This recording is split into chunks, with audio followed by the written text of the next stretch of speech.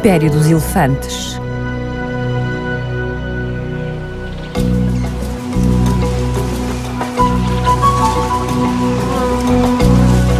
Um jovem elefante africano fêmea deu à luz recentemente. Amamenta a sua preciosa cria. Vão permanecer juntas pelo menos durante 10 anos. Mas o seu sucesso está dependente da maneira como ambas são protegidas e guiadas através do Império dos Elefantes por uma fêmea mais velha, maior e com mais experiência, a matriarca.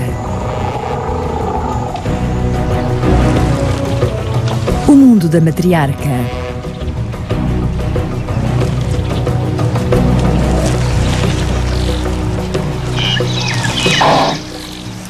A matriarca é geralmente a fêmea mais velha e maior do grupo de elefantes fêmeas e respectivas crias, sendo todas aparentadas entre si.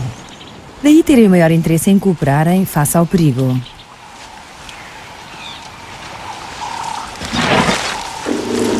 Mas é sempre a matriarca que toma a liderança, confrontando os seus adversários.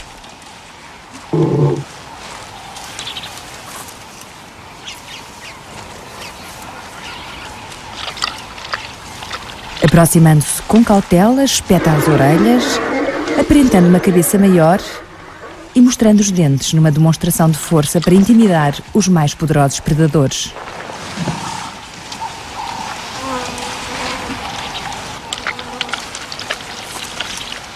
A leoa pode não estar interessada senão na água, mas estes grandes felídeos capturam e consomem crias de elefantes, pelo que a matriarca não quer correr riscos.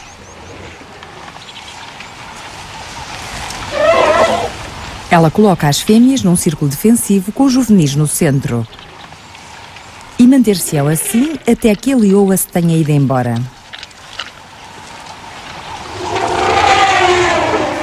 Vive-se um momento de tensão. A leoa pode estar suplantada em número, mas é muito ardilosa e talvez não esteja sozinha.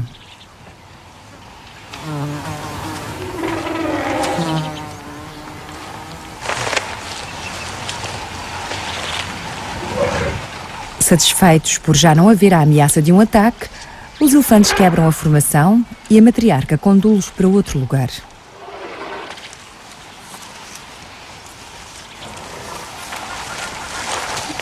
As crias são o alvo principal da vigilância da matriarca.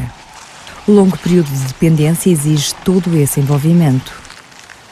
Crescem num grupo dominado por uma fêmea, no qual as fêmeas que amamentam e cuidam das suas crias são assistidas por essa fêmea mais experiente. Esta deve ter mais de 40 anos e talvez tenha herdado o manto da responsabilidade da sua progenitora. Agora é seguida pelas próprias descendentes com as respectivas crias, machos e fêmeas, constituindo cada uma delas um precioso investimento a acarinhar.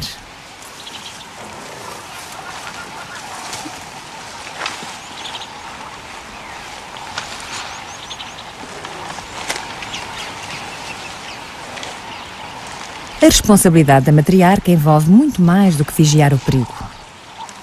O seu império é vasto e ela tem de guiar o grupo em segurança, visitando os melhores lugares onde encontrar alimento e água em cada uma das estações do ano.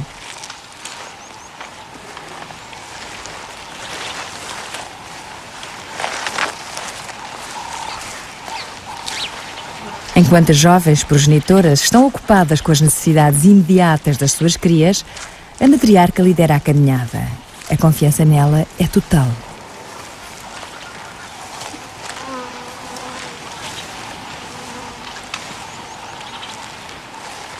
Os elefantes da África moderna têm vivido assim durante pelo menos 1 milhão de anos, avançando por caminhos trilhados pelos seus antepassados há 65 milhões de anos.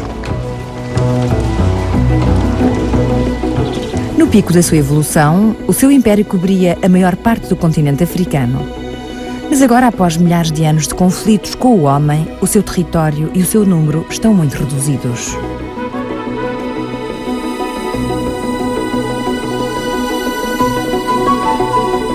Um país onde eles continuam prósperos é o Botsuana, no sul do continente africano. O norte do Botsuana, onde vivem os elefantes, É um planalto a cerca de 1000 metros acima do nível médio do mar. O Anaqui divide-se em duas estações distintas, a das chuvas e a da seca. Ou a terra está alagada ou se torna num semideserto com vegetação esparsa de acácias, palmeiras e bosque. Os elefantes dão-se bem aqui, particularmente porque a sua causa é defendida pelas autoridades do Botsuana, que reconhecem a importância da conservação da vida selvagem. A estação seca está adiantada e a matriarca conduz o grupo para um lugar de água permanente.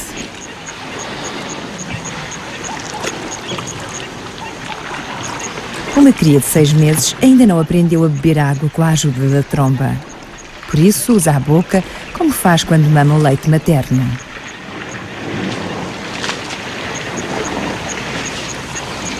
Encontrar este rio de águas correntes durante a estação seca não é um feliz acaso. A matriarca foi trazida aqui muitas vezes quando era jovem e deve ter memorizado as cercanias. E agora as jovens ao seu cuidado estão a fazer exatamente o mesmo. Mas as crias são sempre vulneráveis e o perigo nunca está longe. As leoas continuam a observar, à espera de uma oportunidade. Consciente de que estão a observá-las, a matriarca conduz a família para longe do rio em formação cerrada.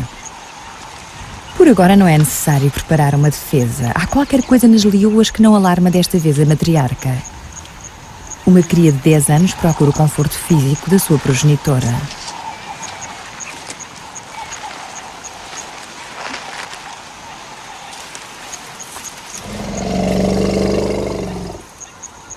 Desta vez, a situação mudou e são as leoas que, vendo os elefantes irem na sua direção, se põem em fuga.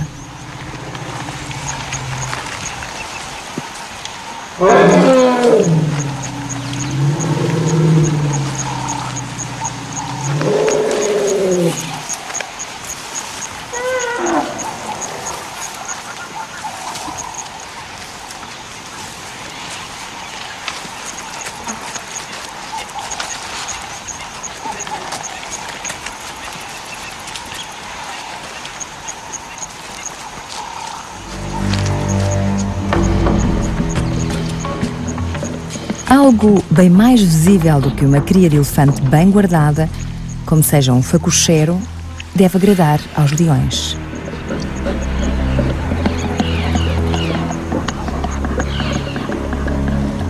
Mas os facocheiros não são presas fáceis, os seus sentidos estão em alerta constante.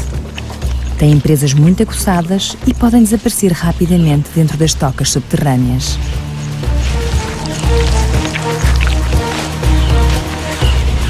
Portanto, as leoas caçam-nos em equipa e tomam posições de modo a cobrir todas as hipóteses de fuga.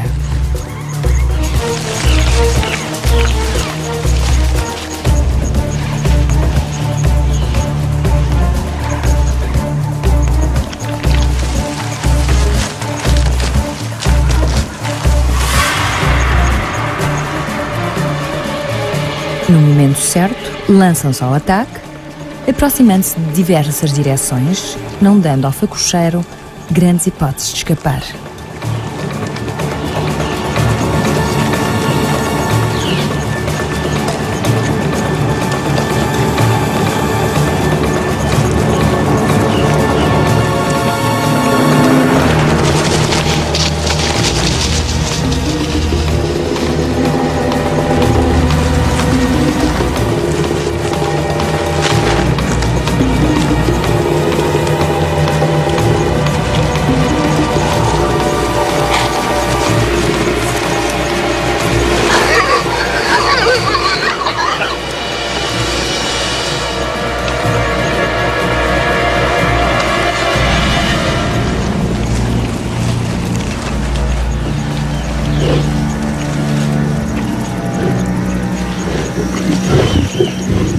Não há como soltar-se de mandíbulas apertadas como um torno em volta da garganta.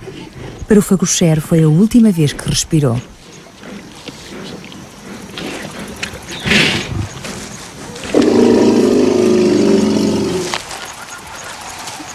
Para qualquer matriarca, viver entre leões é um perigo tal que 1/3 das crias ao seu cuidado acaba por ser capturado por leões e hienas.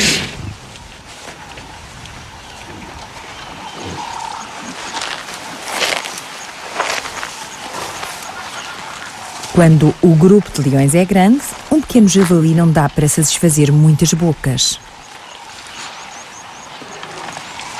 Preocupada com as 2 leoas em volta do facocheiro, a matriarca não nota que o seu grupo se dispersou e que outros leões estão interessados nos que ficaram para trás.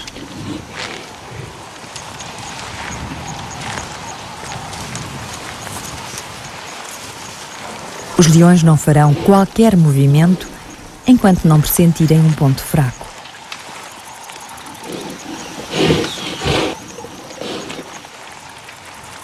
Será possível uma fêmea com uma cria de 1 ano ficar tão para trás?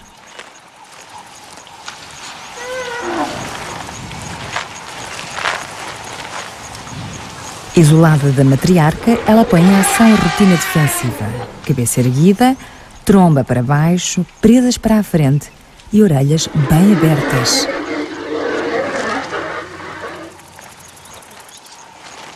Até a cauda é mantida horizontalmente. Tudo são avisos visuais claros que, neste estado e com uma cria a proteger, não vale a pena aproximarem-se.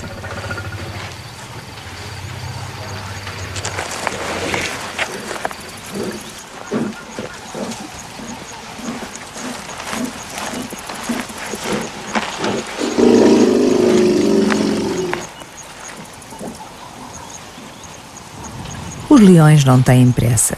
Matar crias de elefantes é uma atividade perigosa e deixam-nas em paz se as probabilidades de insucesso forem elevadas.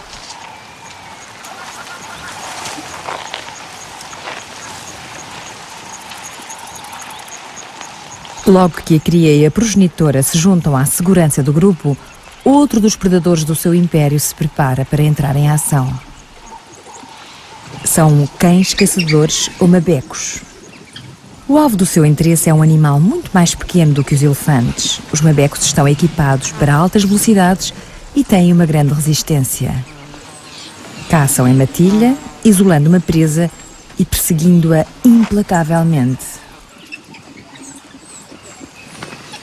As suas crias, a ninhada do macho e da fêmea dominantes, os únicos a procriar, são apoiadas por vários adultos subordinados. A chave do sucesso dos mabecos é a cooperação, particularmente na caça. Com tantas bocas a alimentar, a disciplina é vital. O macho dominante sai com os seus seguidores. E se as crias tiverem cerca de 10 meses, também podem acompanhá-los.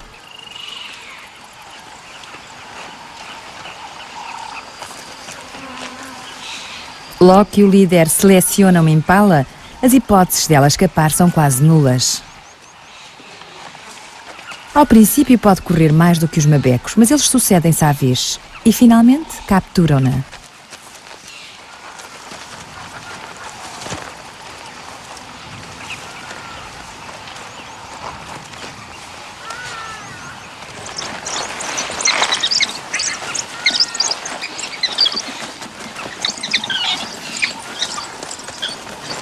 Não matam logo, mas ao fim de 5 km, numa perseguição de 40 km por hora. A impala está demasiado exausta para sentir muita dor. Ao mesmo tempo, os mabecos estão sob pressão para desmembrarem e consumirem tão rápido quanto possível. Uma caçada bem-sucedida atrai rapidamente abutres e chacais. São necrófagos e o peso leve do chacal é posto em fuga sem interromper a sofreguidão com que a matilha se alimenta.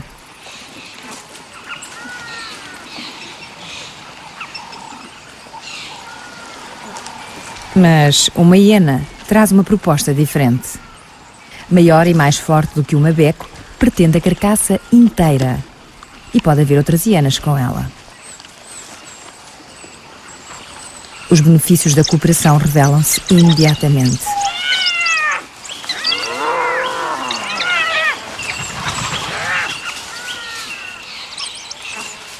Mas agora chega uma segunda hiena e os cães têm de se dividir em 2 grupos para defenderem a sua refeição conquistada a custo.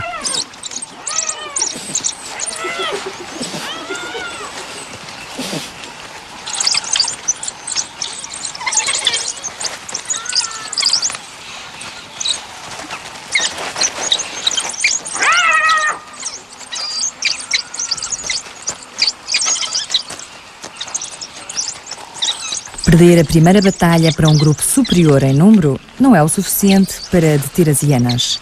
Esperam um pouco e tentam de novo mais tarde. Quanto mais os mabecos comem, mais tolerantes se tornam. Os abutres encapuchados podem agora comer bem perto. E as hienas pressentem uma nova oportunidade.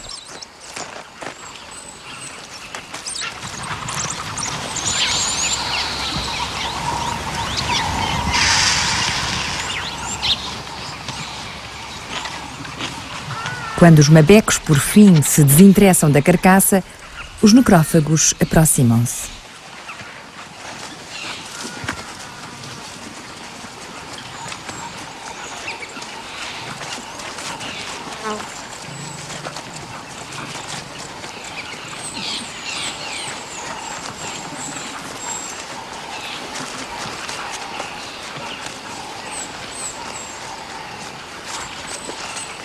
E o pequeno chacal continua a insistir.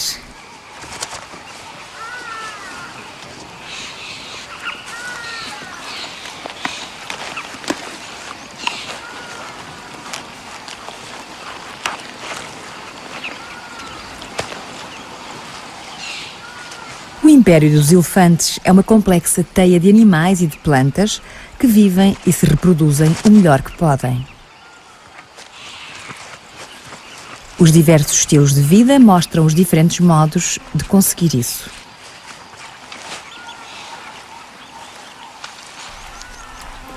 Um elefante que consiga chegar pelo menos aos 60 anos pode considerar-se bem-sucedido.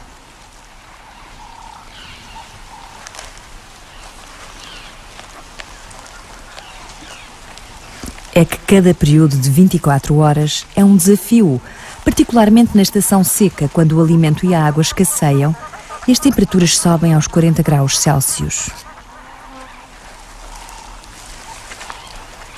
Mas manterem-se frescos não é assim tão difícil, porque 14 litros de sangue quente do seu corpo podem ser bombeados a cada minuto para as suas enormes mas delgadas orelhas. Agitando estes gigantescos leques, o excesso de calor dispersa-se pelo ar fresco que elas provocam. Embaixo, no solo, outros animais menos visíveis desempenham papéis igualmente importantes. Aqui, um rato perdeu a vida a favor de uma víbora de ariete. Esta ave sabe que a serpente anda por perto. As víboras de ariete usam as glândulas especiais que possuem na boca para sentir a presença de presas de temperatura constante. E ela tem de criar o que resta da sua ninhada.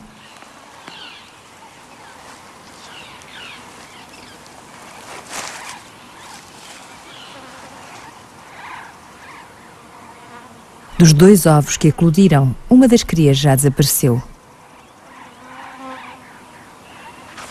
A sobrevivente é a única esperança de uma época de reprodução bem-sucedida.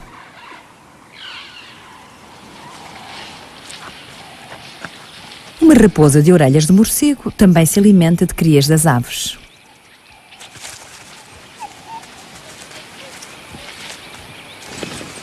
Por seu lado, as suas próprias ninhadas também podem ser atacadas por aves de rapina, chacais e grandes felídeos.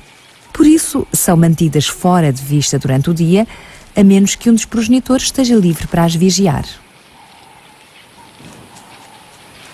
As crias já têm as grandes orelhas que as vão ajudar a localizar insetos debaixo do solo no negrume da noite.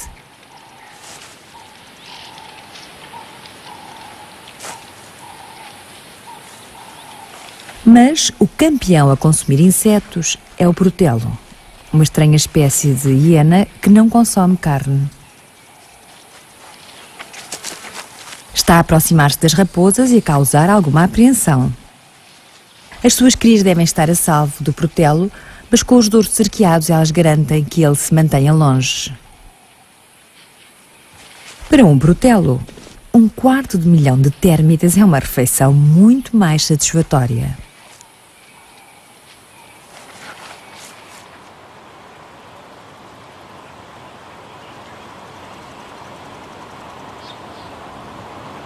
Quando a estação seca se instala no Império, tornando as folhas verdes em amarelas e castanhas, a vegetação torna-se escassa para os elefantes. Não são bons a digerir a dura celulose das plantas, o que força os adultos a consumirem 150 kg de alimento todos os dias.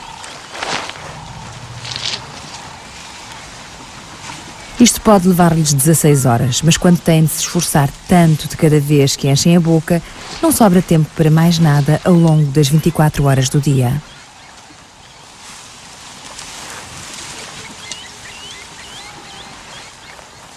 Como a matriarca já passou por tudo isto, ela mostra aos membros mais jovens do grupo como desenterrar raízes com as patas.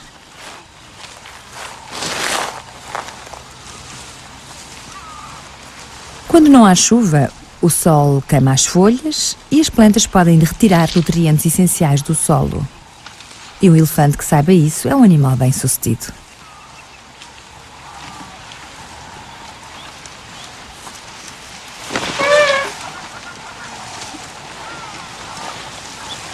A responsabilidade da matriarca é total. Ela pode não estar sempre à frente do grupo, mas cada elefante espera pelo movimento dela a fim de saber o que fazer a seguir.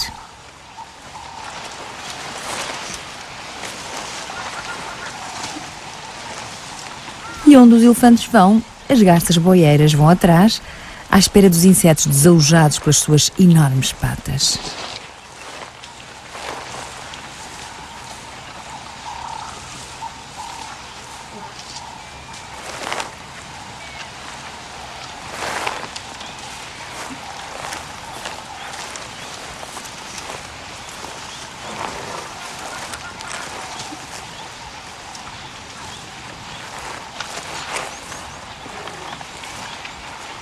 A relação entre os elefantes e as garças boieiras é casual.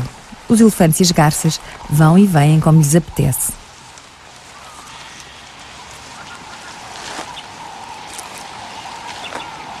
Mas há uma ave que criou laços tão fortes com os grandes mamíferos africanos que não pode viver sem eles.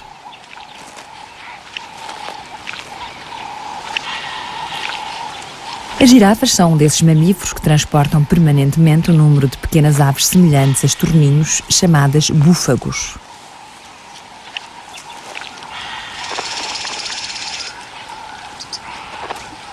A primeira impressão é de que, em troca de lhes ser permitido colher os parasitas, os búfagos vigiariam o perigo, prontos a soar o alarme para o seu hospedeiro.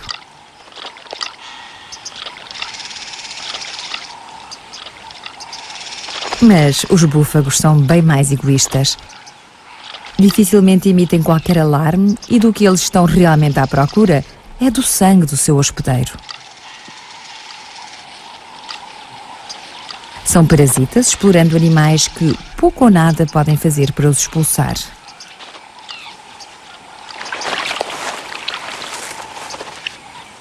Vivem dos parasitas cheios de sangue, das crostas e das feridas recentes, até mesmo do surume dos ouvidos e da pele seca. Arrancam pelo para forrar os seus ninhos nas árvores e cortejam e acasalam em cima do corpo dos seus hospedeiros. Tornaram-se tão especializados que não poderiam viver noutro lugar.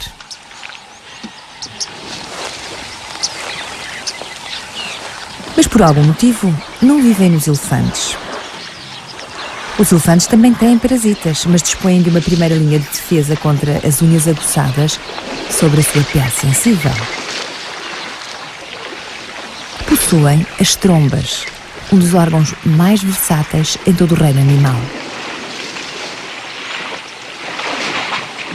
Com elas podem borrifar os seus corpos com 15 litros de água de cada vez e podem fazer o mesmo com pó. Podem mesmo alcançar a zona do garrote e do abdômen e lançar um jato de ar sobre qualquer ave indesejável.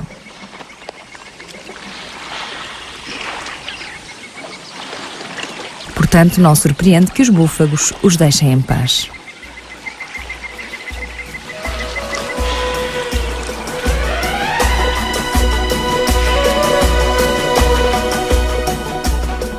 Há 5 meses que não chove no norte do Botsuana.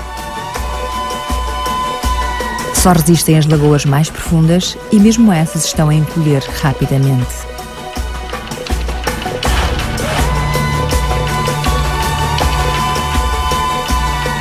A água é vital para todas as formas de vida, mas em alturas como esta não se encontra facilmente.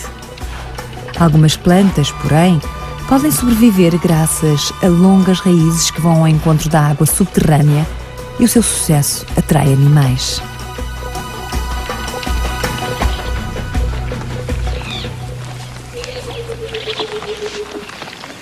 O kudu é um deles, um grande antílope que raramente precisa de beber água na estação seca, já que sabe escolher as partes mais nutritivas e suculentas dos pequenos arbustos e plantas.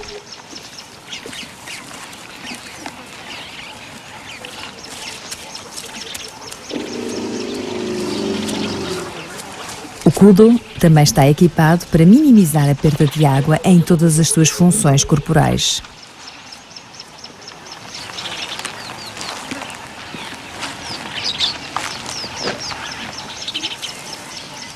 Quanto aos elefantes, esses não estão bem adaptados.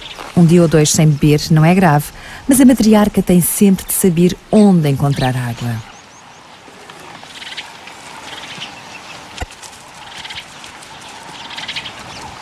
Os babuínos têm de beber todos os dias e chegam a andar 10 km na estação seca só para encontrar água potável.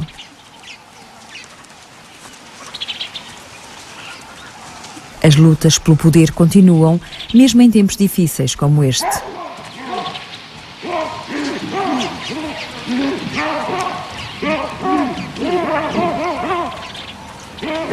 Os machos jovens precisam de ser postos no lugar.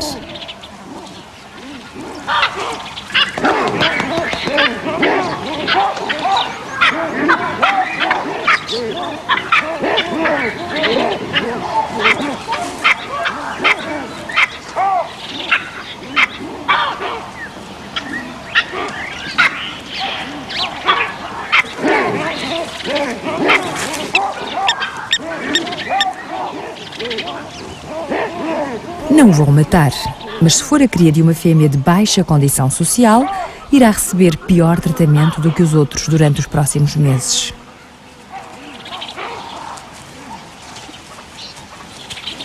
Chegou a altura das fêmeas porem as suas crias fora de perigo.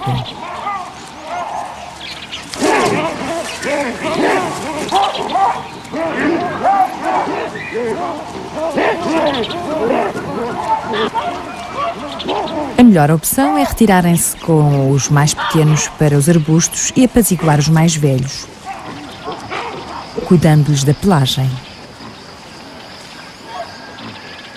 É um meio de os acalmar.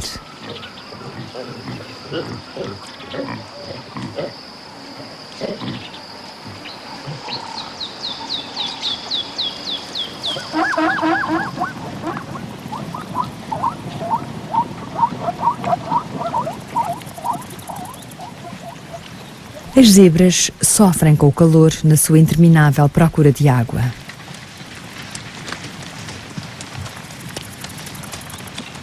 Um dos grandes herbívoros mais bem-sucedidos, capazes de consumir uma grande diversidade de ervas e arrancá-las rente ao chão.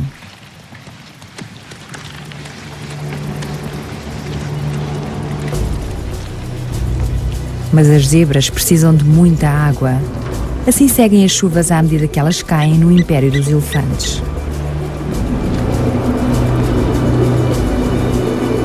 E podem ser apanhadas no pior da estação seca, quando os ventos quentes levantam o pó em tempestades sufocantes.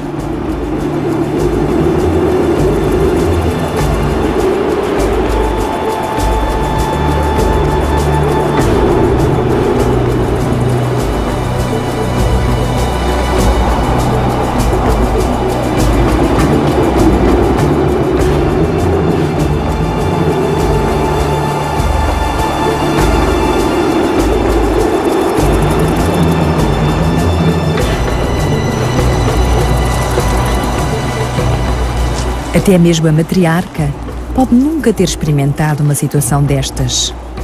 Ela mantém todos os elementos num grupo coeso e protetor, mas inseguro e isolado numa planície varrida pela tempestade.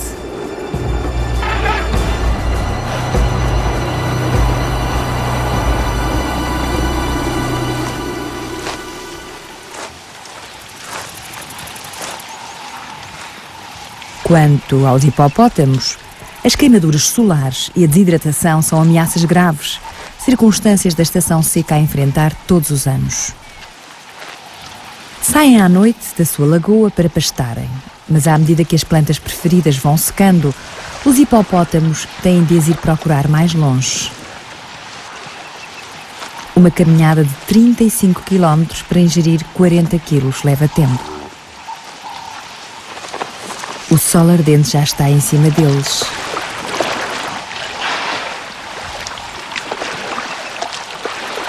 O mais novo consegue chegar à água, mas a sua progenitora, enfraquecida, para a curta distância da lagoa.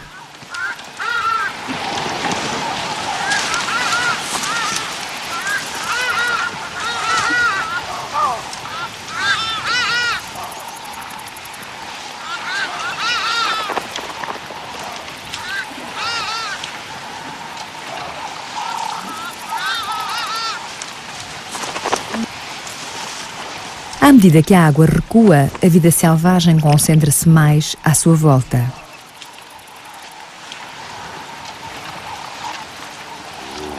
A lama, remexida pelos hipopótamos, põe a descoberto pequenos animais e plantas. Lugares atrativos para garças boieiras e babuínos.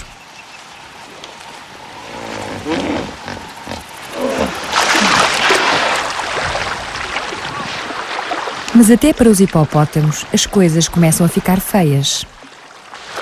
A sua lagoa está a tornar-se num lamaçal. Se secar muito mais, também eles irão ficar expostos ao sol. Nesse caso, terão de atravessar a região à noite para descobrirem um outro lugar para viver.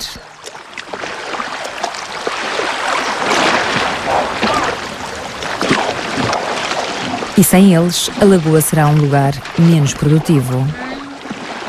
Remexem e arejam a lama e os seus dejetos são um fertilizante natural que conduz a uma cadeia alimentar de que algumas aves locais, como a jacana e a ave martelo, dependem.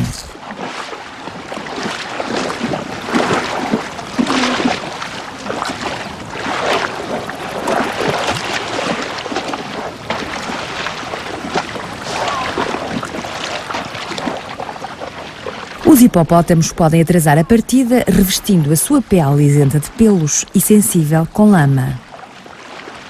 Mas não será o suficiente para os salvar.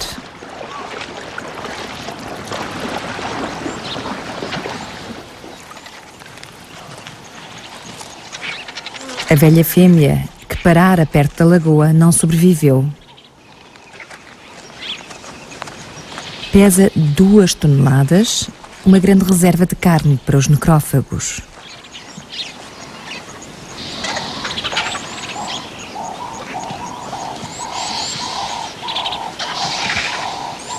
Os abutres de dorso branco são dos primeiros a rasgar as suas entranhas.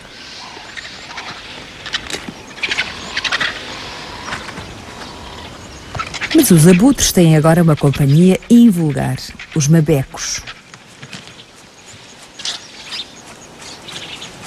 Estes raramente tocam em carne que não tenha sido abatida por eles.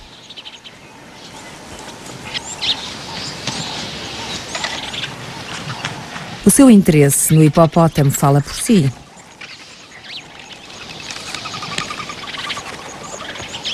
Devem estar a passar por uma fase difícil em que têm problemas em derrubar as suas presas habituais.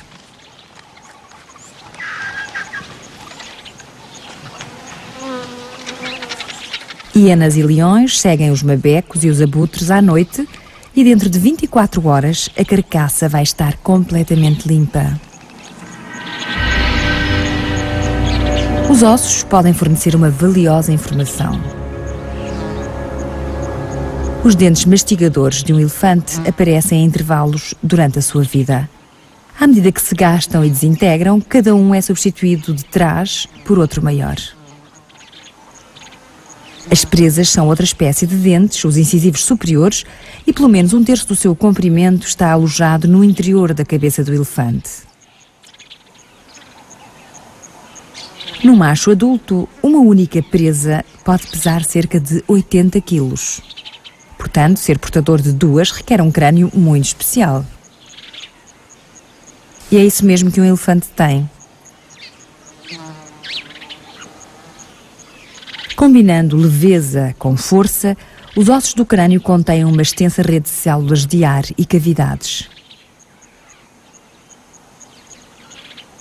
É uma maravilha de engenharia, proporcionando ao mesmo tempo uma grande área de fixação dos músculos que suportam a tromba, assim como as pesadas presas. São precisos anos para o esqueleto de um elefante se desintegrar completamente.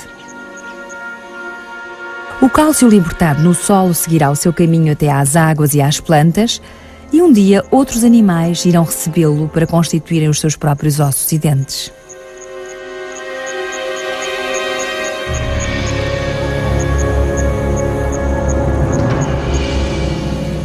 A lentidão deste processo está em contraste com a rapidez com que as proteínas contidas na carne de uma carcaça podem ser convertidas nos corpos de outros animais. Na vida, o elefante tem um forte papel a desempenhar como um animal social.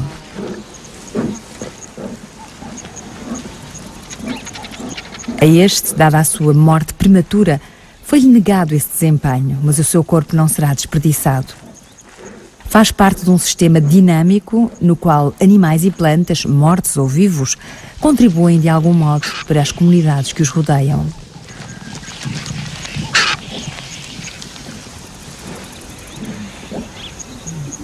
A leoa é apenas um elo numa enorme cadeia natural. Agora que encontrou o corpo do elefante, vai fazer o seu melhor para ficar junto dele.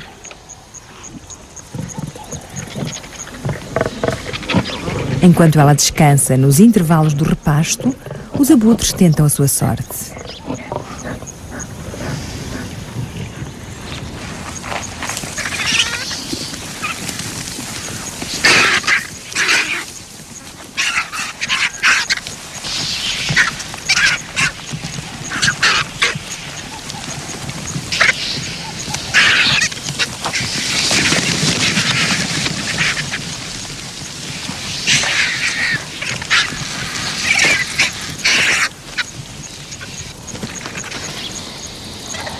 A estação seca chega ao fim e os necrófagos irão encontrar muitas carcaças como esta. A carne fresca também contém água, por isso muitas das necessidades diárias serão satisfeitas pela desdita deste elefante.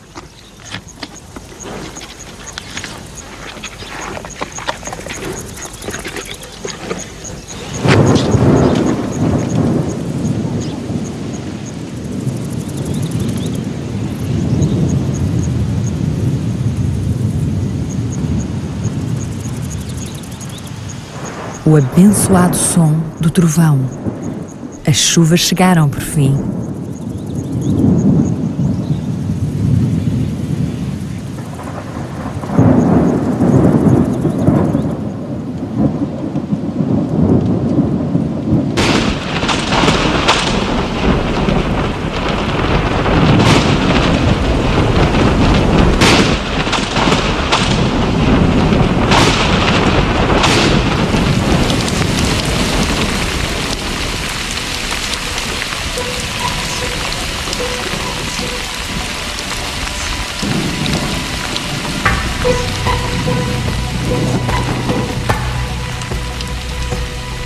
As primeiras chuvas caem em aguaceiros isolados. Quando se tornam mais frequentes, o Império dos Elefantes responde de formas espetaculares.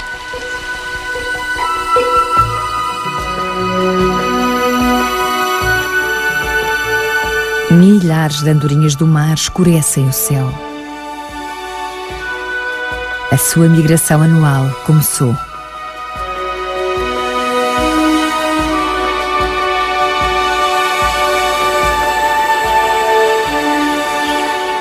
As andorinhas vão permanecer junto da lagoa durante 2 ou 3 dias para descansarem e cuidarem da manutenção das penas.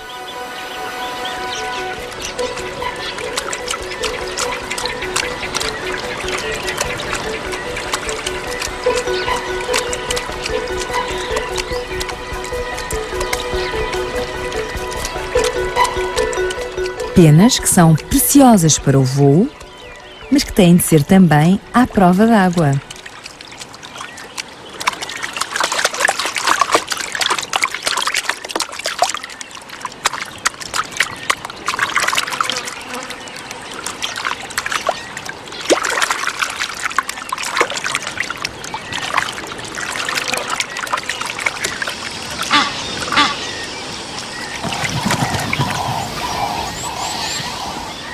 O lento enchimento das lagoas também proporciona novas oportunidades de alimentação.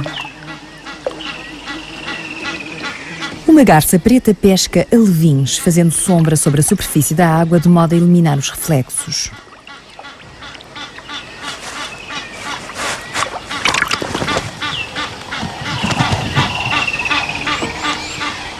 A cegonha de pescoço lanoso procura rãs, atraídas para as águas pouco profundas, a fim de fazerem as suas posturas. Os seus bicos maciços podem agarrar estes anfíbios escorregadios e talvez até amolecê-los um pouco antes de os ingerirem.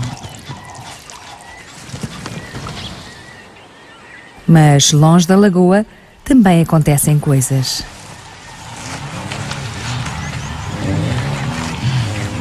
Os gnus estão a começar a dar à luz as suas crias. A erva nova proporciona pastos frescos e bons para o bom leite das fêmeas. Se as crias nascerem todas quase ao mesmo tempo, cada uma dilui-se na multidão e está mais salvaguardada dos predadores. São as primeiras a nascer, isoladas, e as mais vulneráveis.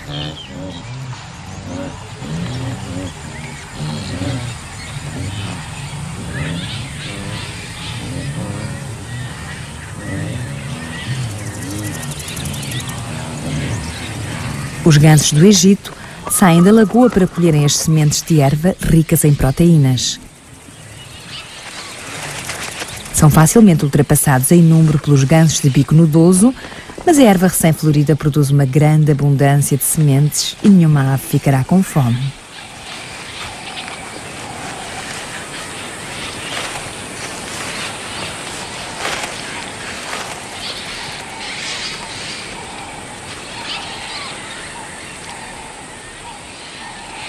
Um bom ponto de observação tem muitas vantagens. A erva alta esconde perigos, por isso a sentinela dos babuínos sobe a um ponto elevado, enquanto os membros mais velhos do seu grupo se saciam também na abundância de sementes.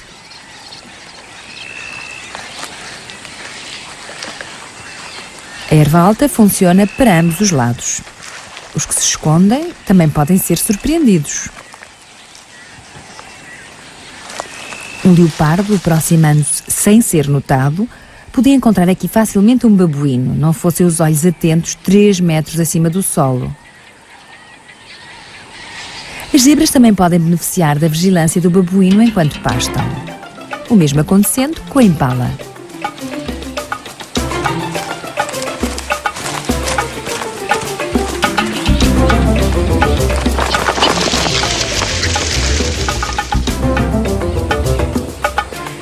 Apenas algumas semanas antes, este campo exuberantemente verde era terra nua e seca. Mas agora a impala consome a erva e as flores amarelas desta planta, rápida a colonizar novos solos.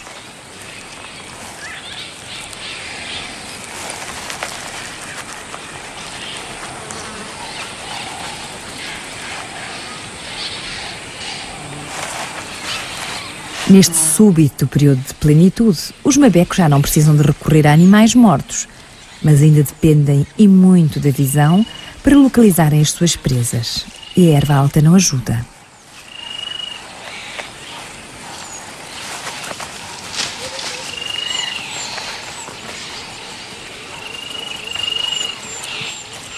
Podem cruzar-se por mero acaso com potenciais presas, mas a caçada fica sem efeito.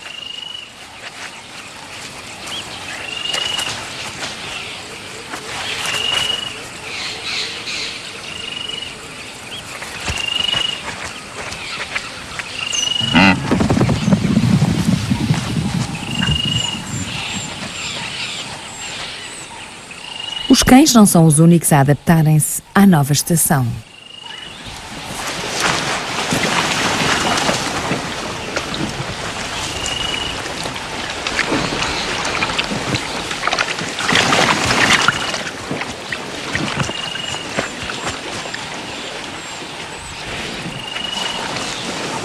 A matriarca conseguiu atravessar com segurança outra estação seca e os membros do grupo seguem as suas pistas, refrescando-se, descansando e cobrindo-se com lama fresca para alívio dos ataques dos parasitas da pele e das picadas dos insetos.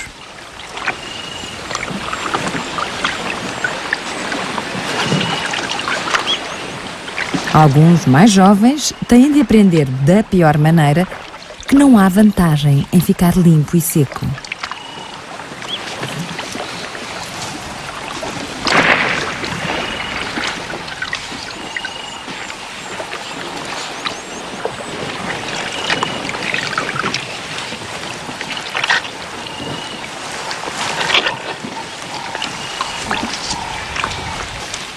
Os elefantes jovens parecem apreciar a loucura do momento. Deve ser a primeira vez que se juntam e provavelmente terão a sensação assustadora de estarem perdidos das suas progenitoras, pelo que se instala o pânico.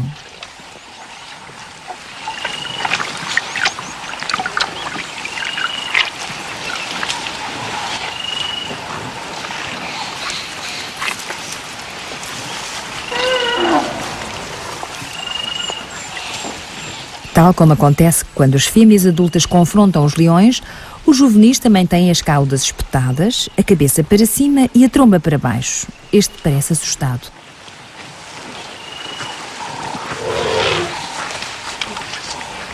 E é ignorado por uma fêmea que talvez não o conheça.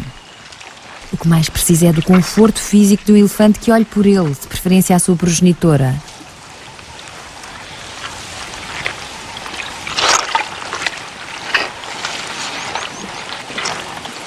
Quanto mais velhas são as crias, mais tempo passam longe do flanco da progenitora, particularmente os machos.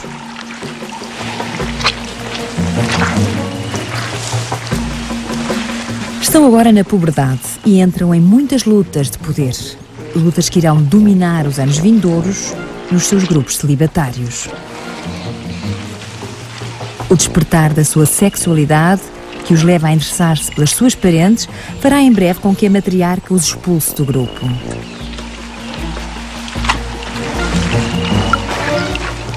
Mas hão de voltar, embora não durante os próximos 20 anos, nem para o mesmo grupo no qual as suas parentes de sexo feminino continuarão a permanecer.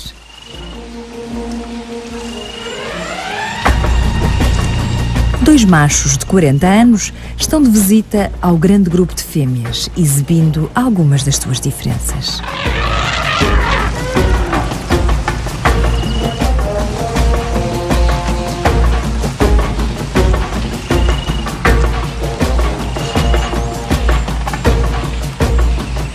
Estão no pico da sua condição sexual, carregados de testosterona, a hormona masculina que os torna agressivos e tão atrativos para as fêmeas.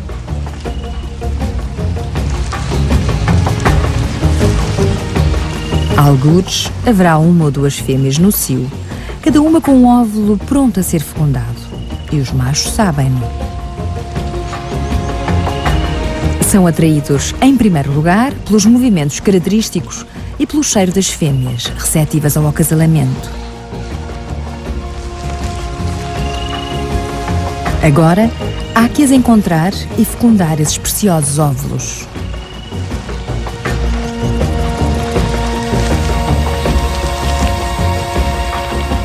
A fêmea prenhe acolhe a cria em desenvolvimento durante 22 meses. A matriarca, também ela mãe, irá assumir a enorme responsabilidade não só pela fêmea, mas também pela cria.